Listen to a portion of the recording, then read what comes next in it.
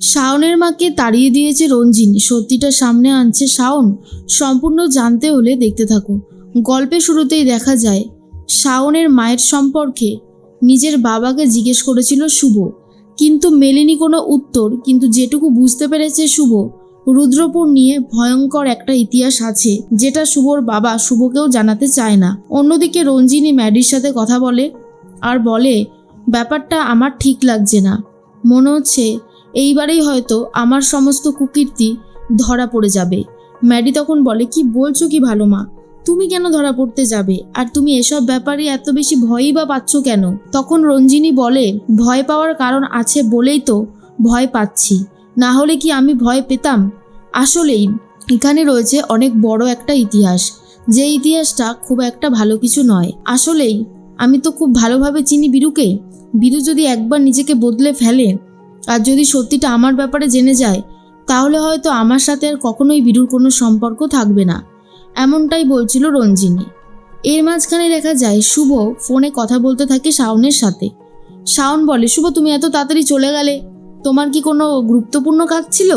শুভ তখন বলে, না ম্যাডাম, আসলে ওই কিছু গ্রসারি কিনতে হতো তো সেই জন্যই। শাওন তখন বলে, বুঝেছি, শোনো আমরা কিন্তু রুদ্রপুর যাচ্ছি, হ্যাঁ, তুমি কিন্তু ভুলে যেও না এটা আবার। আর এরপরেই শুভ তখন বলে, রুদ্রপুর সম্পর্কে আমি যখন আমার বাবাকে কিছু জিজ্ঞেস করলাম, তখন আমার বাবা কেমন যেন একটা অদ্ভুত উত্তর দিল, যেটা আমি কখনোই এর আগে দেখিনি। বাবা তো কত শান্ত সেটা আপনিও খুব ভালো মতন জানেন, কিন্তু বাবা এখানে খুবই উত্তেজিত হয়ে উত্তর দিল। আমার মনে হচ্ছে কোনো একটা গন্ডগোল আছে। তার মধ্যেই চলে এসেছে শ্রীপর্ণা। শ্রীপর্ণা তো রীতিমতো শুভকে দেখে বলে, আর এই ছেলেটাকে দেখো, অফিসে গিয়ে কাজ করে, আবার ম্যাডামের বাড়িতে গিয়ে কাজ করে, আবার এখানে এসেও এত বেশি কাজে ব্যস্ত। তখনই শ্রীপর্ণা বলে, এই শুভ, তুমি এত কার সাথে কথা বলছো গো? এখন তো বাড়িতে এসেছো, এখন অন্তত একটু রেস্ট নাও। শ্রীপর্ণার কথা শুনে শুভ বলে, না না শ্রীপর্ণা, এখন রেস্ট নেওয়ার কি আছে, আমি একটা কথা বলছি, আমি তোমার সাথে পরে কথা বলবো। কিন্তু শ্রীপর্ণার এটা একদমই ভালো লাগে না। কেন শুভ বারবার করে শুধুমাত্র কথা বলতে থাকে শাওনের সাথে, এটা যেন কোনোভাবেই মেনে নিতে পারে না শ্রীপর্ণা। শ্রীপর্ণা তখন শাওনের সাথে কথা বলে। শাওন বলে, আরে শ্রীপর্ণা কেমন আছো বলো। তখনই শ্রীপর্ণা বলে, আমি তো ভালো আছি, কিন্তু আপনি যে কতক্ষণ ভালো থাকতে দেবেন? শাওন বলে, কেন কি হয়েছে? শ্রীপর্ণা বলে, শুভ বাড়িতে এসে গেছে, তারপরেও এত বেশি কথা, সেই জন্যই। তখনই শুভ ফোনটা নিয়ে বলে, ম্যাডাম ওর কথা আপনি কিছু মনে করবেন না, আপনি চিন্তা করবেন না, আমি কালকে চলে যাব, বাকি কথা কালকে হবে।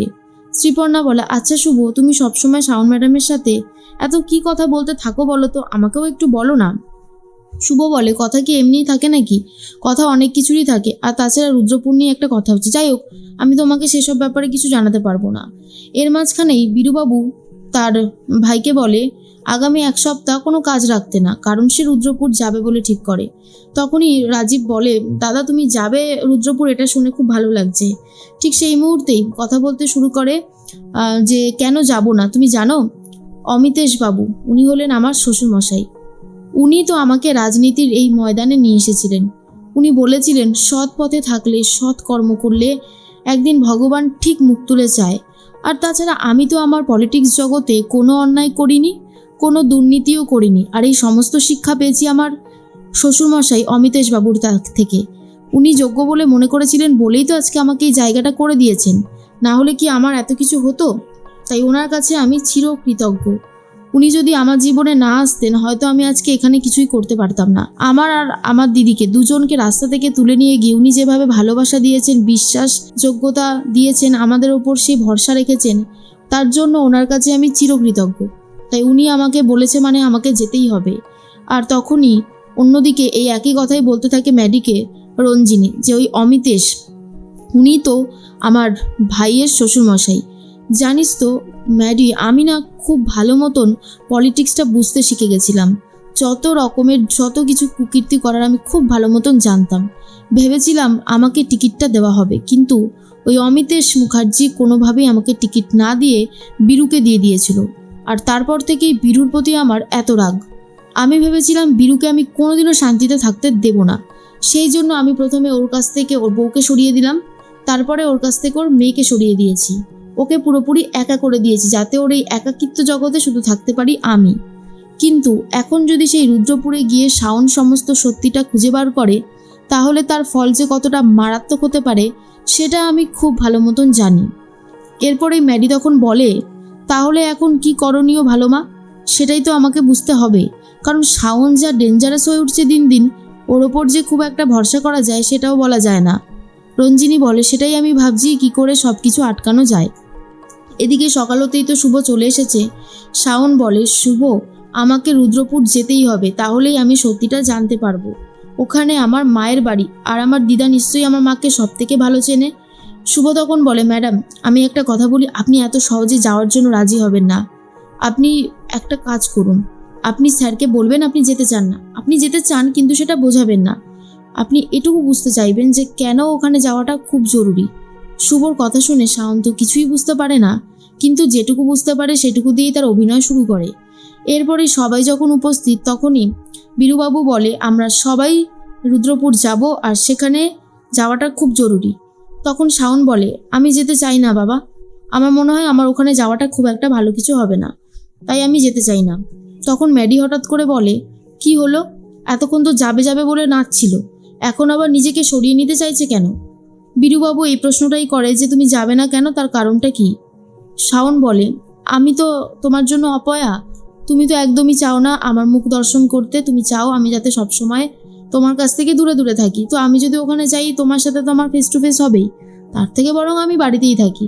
কিন্তু শুভ ভাবে যে এই তো ম্যাডাম একদম ঠিক পথেই হাঁটতে শুরু করেছেন। বীরুবাবু বলে, না এরকম করলে হবে না, তুমি কি চাও বলো, তুমি যাওয়ার জন্য কি চাও? তুমি যেটা চাইবে আমি সেটাই দেব।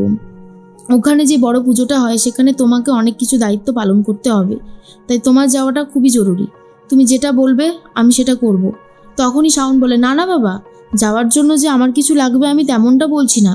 যদি তুমি মন থেকে বলো যে আমি গেলে তোমার কোনো সমস্যা হবে না, তুমি কমফর্টেবল আমার সাথে জার্নি করতে পারবে, তাহলে আমি যাব। আর না হলে আমি গিয়ে কী বা করবো বলো? আমি চাই না আমার জন্য কারোর সমস্যা সৃষ্টি হোক, বিশেষ করে তোমার তো নাই। মন্দার আর রঞ্জিনী তখন আলোচনা করে, তার মানে শাওন এই কথাটা বলবে বলেই এই এত ধানাই পানাই করলো। তখনই বীরুবাবু বলে, তুমি গেলে আমার কোনো অসুবিধা হবে না, তুমি যেমনটা ভাবছো তেমনটা না, আমার কোনো প্রবলেম নেই, তুমি অবশ্যই যেতে পারো। আর এটা শোনার পর শাওন রাজি হয়ে যায় যাবে বলে। রঞ্জিনী ভাবে এইবারই তো সমস্যাটা হবে। রুদ্রপুরে গিয়ে শাওন যদি একবার জানতে পারে নন্দিতাকে সরানোর পিছনে রয়েছে আমার হাত, তাহলে আমি কীভাবে বীরুর সামনে এসে দাঁড়াবো? কিন্তু শাওন ঠিক করে যা যা অন্যায় হয়েছে মায়ের প্রতি সব অন্যায়ের বিচার সে করবে, আর যে এটা করেছে তাকে শাস্তিও দেবে।